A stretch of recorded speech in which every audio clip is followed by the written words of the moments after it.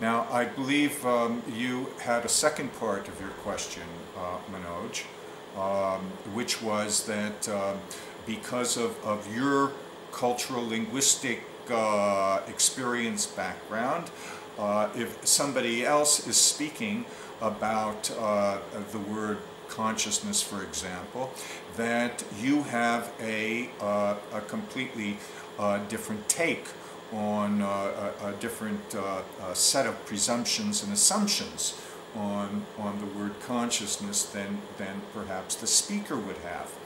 And what Bhartrihari's comment on this would be that to take any word, we're taking the word consciousness, and ask the question, what does consciousness mean?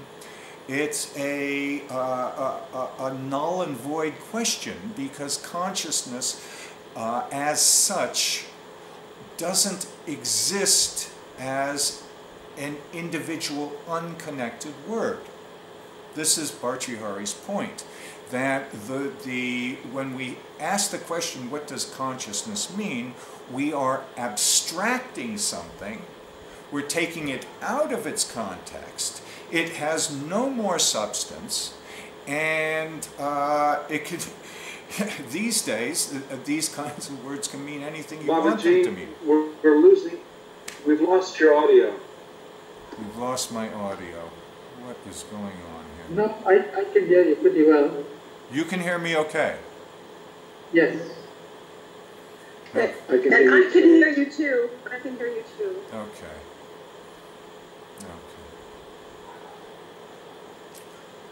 So I have you back now. Okay, good. The meaning of a word is only applicable within the context of a sentence.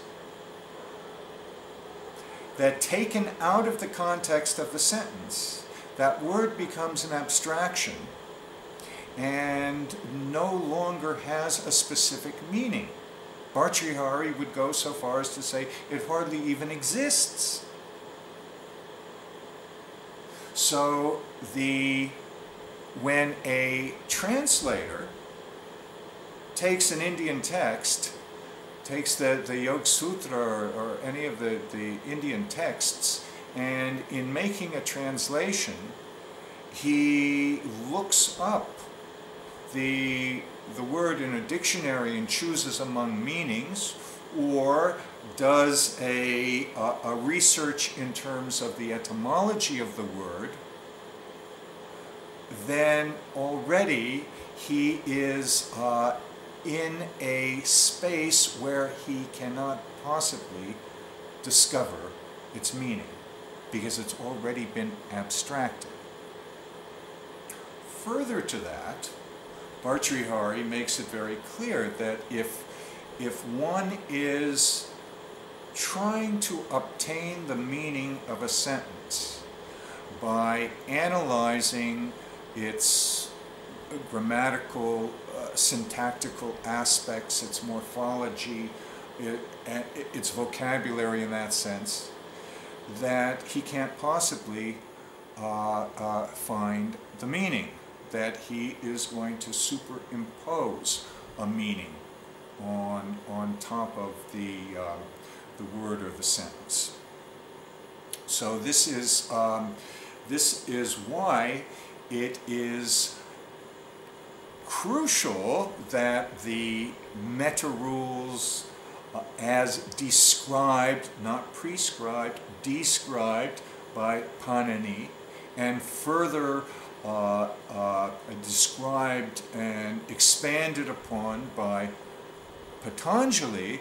Of course, this is a necessary component of the structure of speech, especially at the Madhyama level of speech. But when it is put out in time, in sequencing, at that point, it requires more than breaking down the sentence into its parts. it requires this other flash of illumination, something that even before the sentence is articulated exists in the mind of both the hearer and the speaker. I wonder if are you acquainted with the work of conversation analysts? Harvey Sachs, Gail Jefferson, Emanuel Shegloff invented conversation analysis out of the Garfinkel ethnomethodology tradition. And they were the first people that addressed in Western science of language analysis this matter of sequencing fully. Actually, this is where I cut my teeth as a social scientist, was the study of conversations, recordings of conversation. And one of the key observations, if you will, on a principle level was that it's in the turn and sequence structure of the unfolding language use that meaning is ongoingly invented and reinvented. Right. What's curious about this is that we've spent some time comparing the formal system of Panini and the recursive aspect of Panini's formal system with the operation of a computer. And here is where Bhartrihari, for example, sort of changes this, or not changes this, but he introduces an element of meaning that is much more difficult for a computer to determine. Because with a computer working strictly on logic,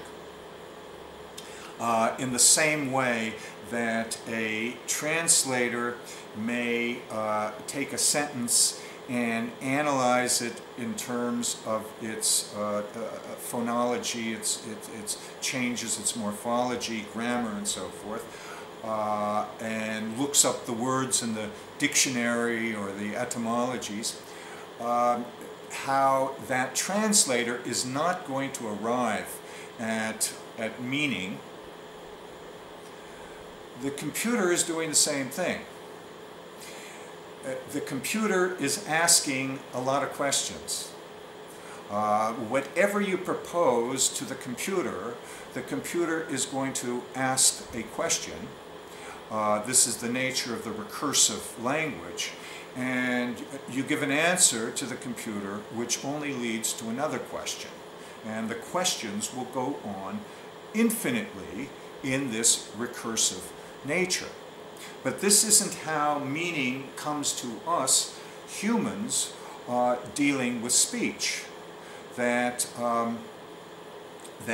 there has to be something else that makes meaning appear but doesn't actually contain the meaning itself. And this is the nature of the spota that we've been discussing.